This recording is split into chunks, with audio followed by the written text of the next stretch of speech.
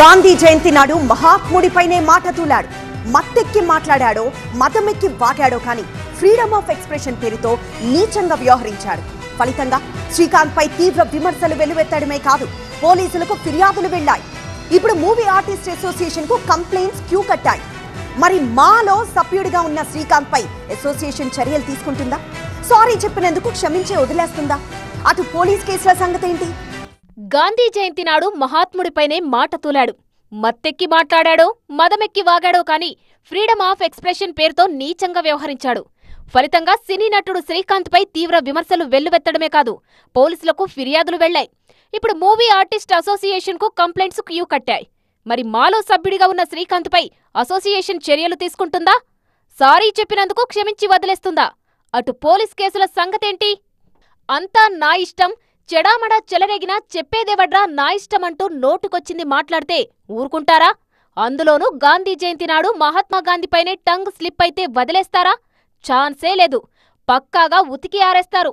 నటుడు శ్రీకాంత్ విషయంలోనూ అదే జరిగింది. వెంటనే చర్యలు తీసుకోవాలంటూ తెలుగు రాష్ట్రాల్లో ఆయనపై పలుచోట్ల కేసులు నమోదయ్యాయి. అటు సైబర్ క్రైమ్ కు ఫిర్యాదులు వెళ్లాయి. కొందరైతే ఆగ్రహంతో శ్రీకాంత్ డౌన్ డౌన్ అంటూ పోస్టర్లను చించివేసి పెద్ద ఎత్తున నిరసన తెలిపారు. వ్యక్తులను దేశద్రోహ కేసులు పెట్టి అలా మహాత్మా గాంధీ గారిని ఎవరిలా మాట్లాడకుండా ఒక నిదర్శనంగా శ్రీకాంత్ అయ్యర్ ఆ రోజు మాట్లాడినందుకు వీళ్ళని కఠినంగా శిక్షించడం అన్నట్టు అదొక మెసేజ్ పంపించాలి. శ్రీకాంత్ వ్యవహారం ఇప్పుడు మూవీ ఆర్టిస్ట్ అసోసియేషన్ కు చేరింది. నీచాతి నీచంగా మాట్లాడిన శ్రీకాంత్ పై తక్షణమే చర్యలు తీసుకోవాలంటూ పలువురు ఫిర్యాదు చేశారు. ఇక వెంటనే స్పందించిన మా క్రమశిక్షణ కమిటీ సమావేశం తర్వాత నిర్ణయం తీసుకుంటామని తెలిపింది. ఇది మా మెంబర్ ఇన్వాల్వ్ అయినారు కాబట్టి it's not an individual decision. Committee already ఉంది మాకు, అండ్ డిసిప్లినరీ కమిటీ ఉంది. సో వాళ్ళ దగ్గర అంతా మాట్లాడి will have a committee meeting and will take what ever the action needed.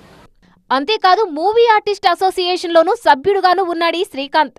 దీంతో మా చర్యలు తీసుకుంటుందా లేక క్షమించి వదిలేస్తుందా అన్న దానిపై రకరకాల వాదనలు వినిపిస్తున్నాయి. బయటే కాదు, సోషల్ మీడియాలోనూ శ్రీకాంత్ పై తిట్ల దండకంతో దండయాత్ర చేస్తున్నారు నెటిజన్లు.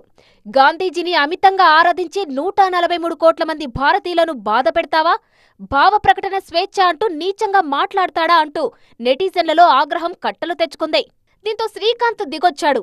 క్షమించండి మహాప్రభో అంటూ ప్రాధేయపడ్డాడు.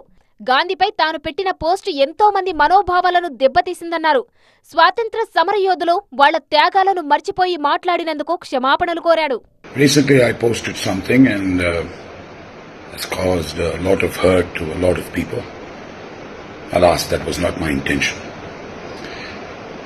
To all my fellow citizens to whom I've caused hurt, I beg your pardon. I'm sorry. మొత్తంగా ఇటు పోలీస్ కేసులో అటు మూవీ అసోసియేషన్ కు ఫిర్యాదులు. దీంతో శ్రీకాంత్ ఎపిసోడ్ లో నెక్స్ట్ ఏంటన్నది ఆసక్తికరంగా మారింది.